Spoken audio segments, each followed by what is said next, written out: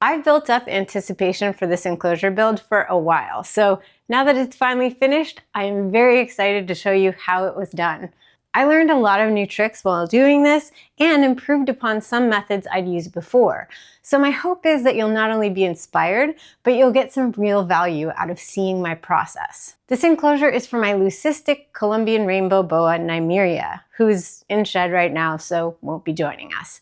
But I wanted to try to make it look as much like her natural habitat as possible. So I gathered up some photos from a couple locations where the species is found in the wild for reference for the design. Since this was a very detailed build, I'm going to split it up into two videos. This one for the background with the mossy rocks and a large tree trunk, and the next one will be for the branches, foliage, lighting, and how it all came together. Personally, I think it's my best build yet, which only means they're just going to keep getting better, right? So let's slither on into it.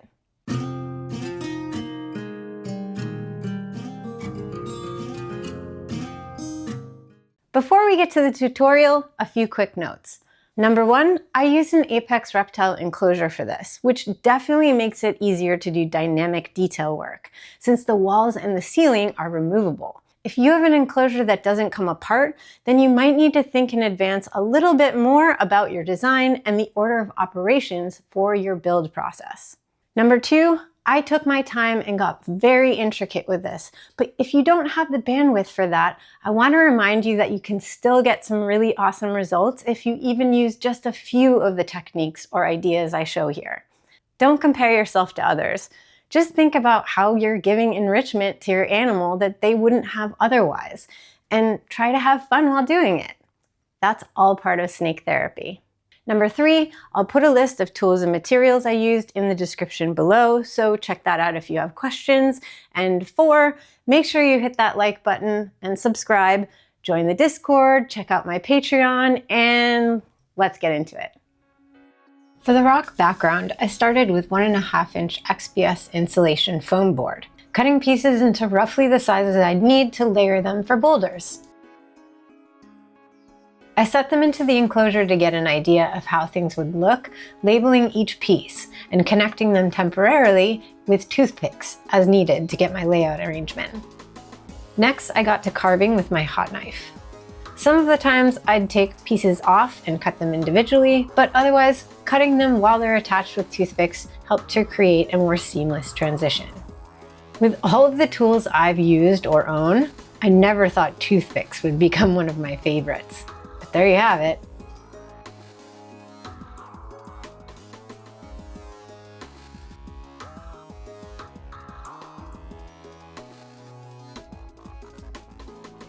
Once I'd done my first shaping, I outlined each piece so I'd know exactly where it needed to be replaced during the adhesion process. I used a serrated knife to rough up the backs of each piece where it'd be attached to the other, and applied a little Drylok to help them stick better. Then applied Lexel Adhesive to the pieces. Toothpicks, again, will aid in keeping things in place, so I reused those and added even more.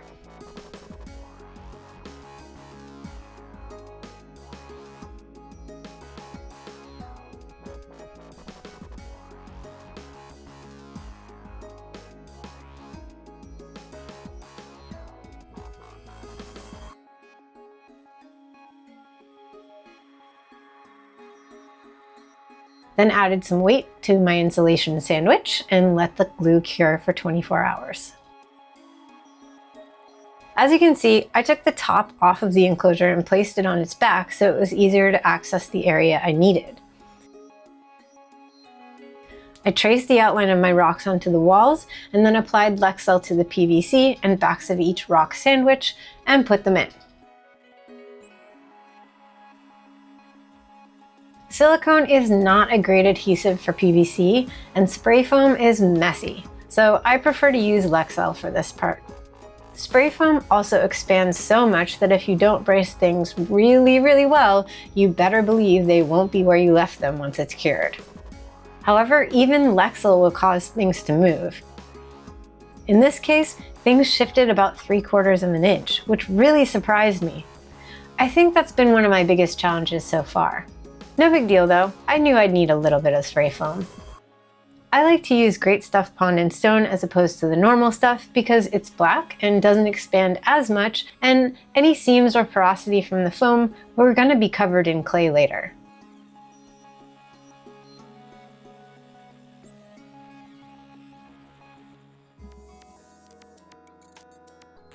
Next, I used some wire brushes on a drill to add depth and variation to all the flat surfaces.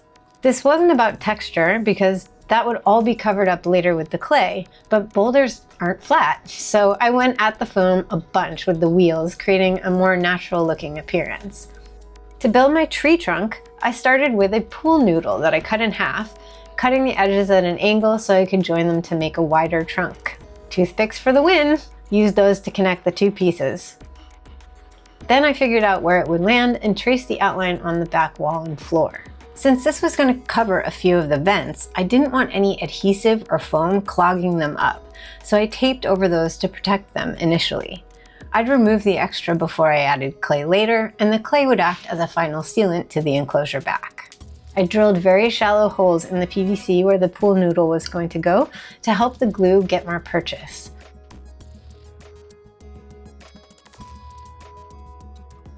Then put the glue on the noodle. That's a really weird thing to say out of context, by the way.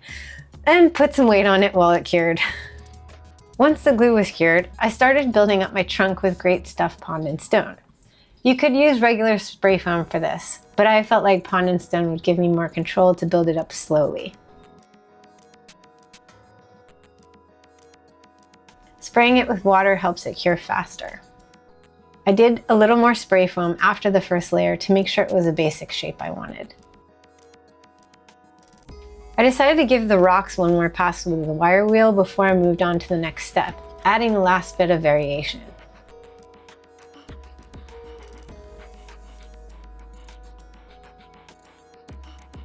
Once I was satisfied with the shape, I sealed the porosity in with a heat gun, being very careful not to hit the PVC walls as I went. This tree was inspired by the Colombian mahogany, and I wanted to make it have those big roots extending from it. I cut slits in the foam and inserted cardboard pieces that would be the outline of the roots, and then used masking tape to create the body of the roots. You could do this in a number of ways. You could simply use spray foam, or some kind of mesh, or crumpled paper and then foam. Honestly, I wasn't sure this was even going to work, but it ended up being just fine as the structure to build off of. The tape at the bottom would be cut away later, and I would use clay to complete the gap left over. Then once it was cured, I got to carving. I left the top of the trunk open for the time being. I wasn't totally sure how I was going to deal with that part yet. I didn't think I wanted to seal it to the top of the enclosure permanently because I love being able to remove the tops if I want to add more lighting or change things around. But I knew I'd have to close it up somehow because I wouldn't want Nymeria getting stuck in there. Tomorrow problems. For now, I just got to shaping the foam in preparation for the clay and went ahead and removed the excess masking tape around the bottoms. The goal for the trunk was to have a section that bulged out to support an additional large branch that I'd build separately. It needed to be able to support the branch as well as hopefully look seamless as an outgrowth. Making it up as I went along, I cut a hole in that area for a receiver. Since the branches would have PVC as their skeleton structure, I thought I'd build in a coupling that I could slide the bottom of the branch into later.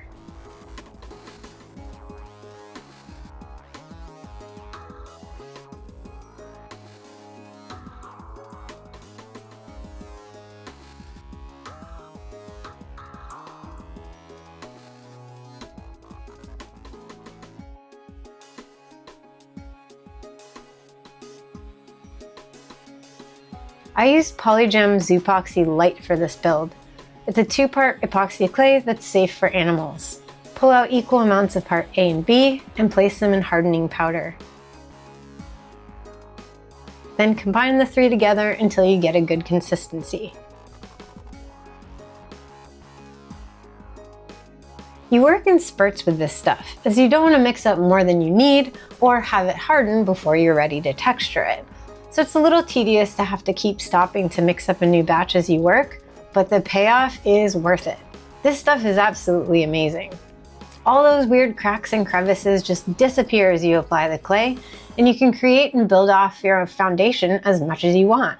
Depending on what your goal is with the surface, you can either just do a very thin layer or a slightly thicker one that will allow you to really play with the textures without revealing what's underneath.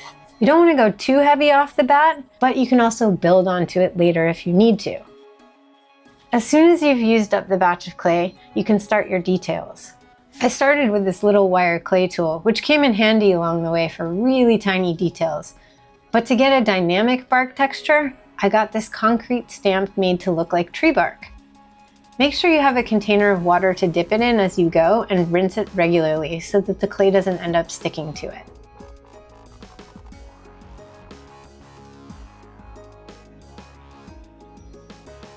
I've bought a couple different types of these, but this one works best because it's so flexible. I could bend it into tight spaces.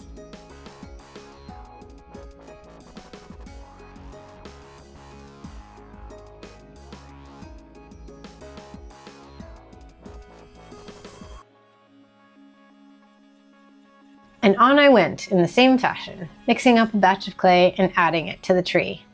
I built it around the coupling just enough to hold it solidly in place, but made sure not to get any clay on the inside to impede the pipe. I actually had to do this twice, because unfortunately my coupling was too short and the counterweight of the branch ended up cracking the clay around the coupling. Physics! Lesson learned.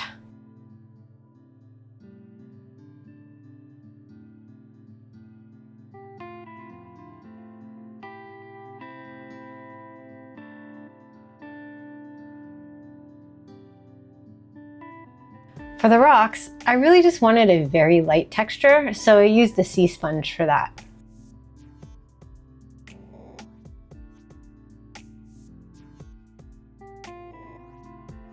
Now things were really starting to come together for me.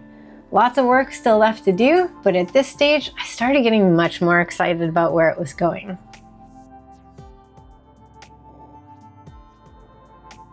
As planned, filling in the gap at the bottom of the roots with clay worked out really well, and sealed them to the bottom of the enclosure so no dirt or snakes could squeeze their way under.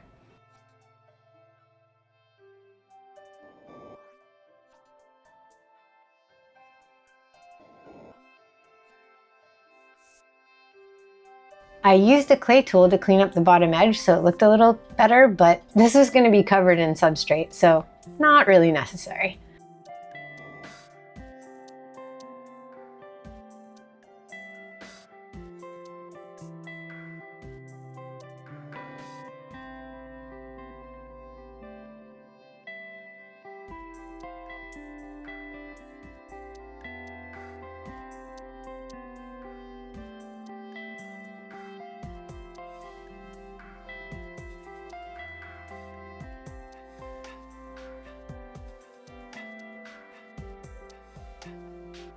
After reinforcing the PVC coupling, I went ahead and sealed the top of the tree trunk with clay.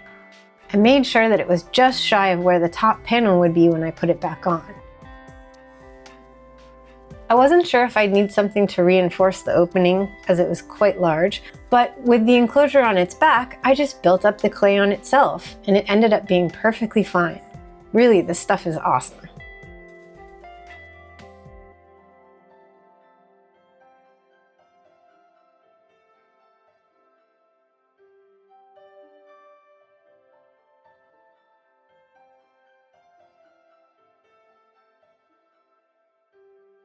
With the clay sculpting done, I decided to paint the walls of the enclosure first. For this, I used Drylok and some tint and acrylic paint. I really don't like using Drylok on my sculpted pieces or shelves anymore because it's really annoying to clean. But for the walls, it would be fine, and I plan to cover a lot of them anyway. I just needed a dark backdrop.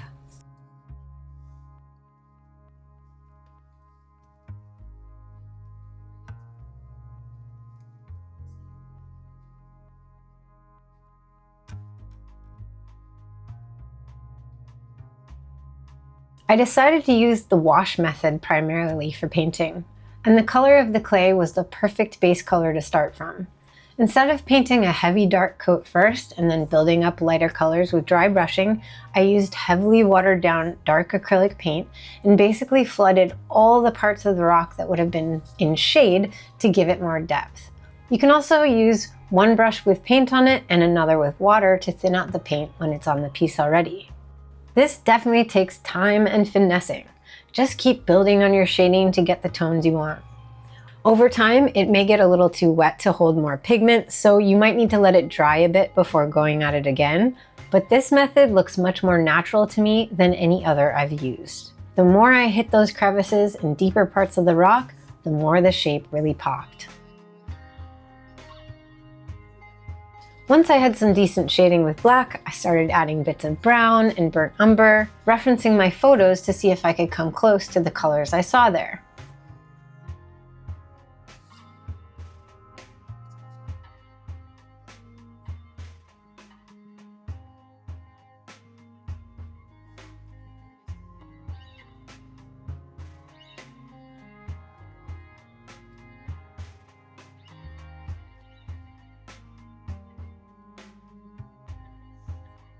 The Colombian rainforests are covered in moss, so next I moved on to green. I used a combination of methods for this, using a sea sponge as well as the wash method. This gave it texture as well as a lot of depth in the end. The key is to do at least 2 different greens. Usually darker first and then lighter will look best.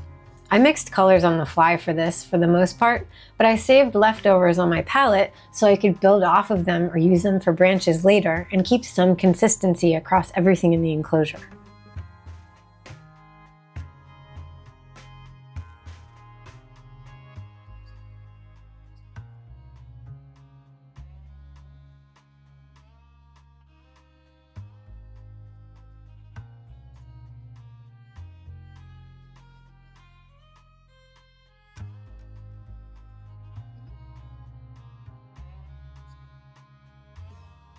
The trunk of the tree needed a base coat, and instead of starting with the darkest, I started with the lightest color, giving it a solid coat over the entire surface. This works best for the wash method so that the shading can run into and gather in those cracks and crevices. Here's where taking the side off of the enclosure was crucial. I could never have reached the side of the trunk efficiently without doing that. Unfortunately, I had already silicone caulked the bottom, so I had to remove that to redo it later, but it was totally worth it. It also allowed me access to the base for another tree and branch I was adding, but you'll have to watch the next installment to see how that one was built. Once the base color was dried, I began using dark washes to create that extra depth.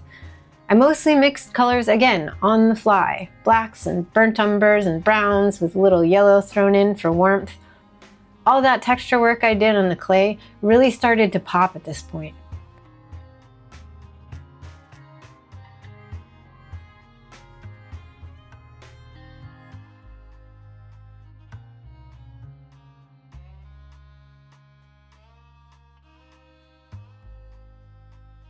I ended up getting a handful of sea sponges that had different densities and grains, and it was fun to play around with them both wet and dry, layering different browns and letting them overlap and combine in the areas that would naturally be in shadow on a tree.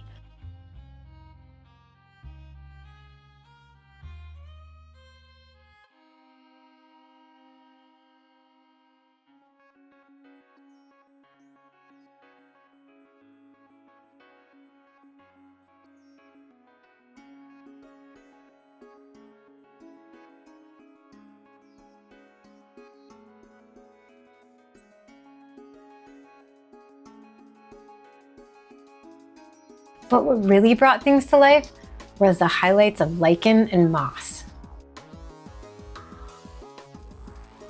I used a sponge brush to dab the lightest color on, using as little paint on the brush as possible at first. A small, stiff bristled brush worked well for this too.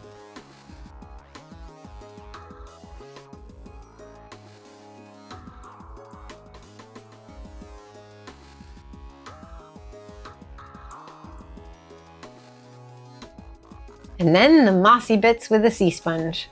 In this case, I was mostly dry brushing since the moss was much more pronounced on the tree in my reference photos.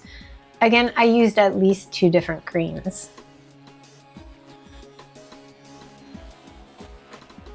Keep in mind that the paint always looks a lot brighter when it's wet, so be bold, use different tones, and hit things with a bit of randomness, and you'll get some really cool results.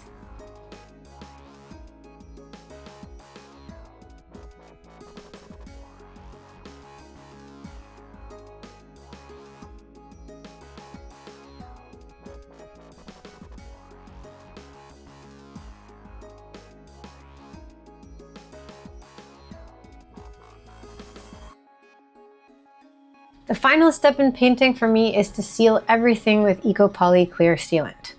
For those of you who've watched my other build videos, apologies for sounding like a broken record, but I always seal my acrylics, or Drylok, and tints for that matter, with this material because it not only protects the finish from chipping or peeling, and I think makes the paint job look better in the end, but it's also UV resistant, safe for animals, and makes cleaning and disinfecting so much easier.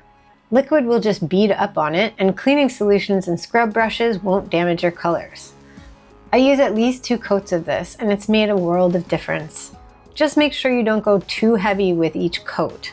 It comes in various sheens, but going too heavy means that even a matte sheen might look a little glossy. Try to smooth out any drips or bubbles as you go.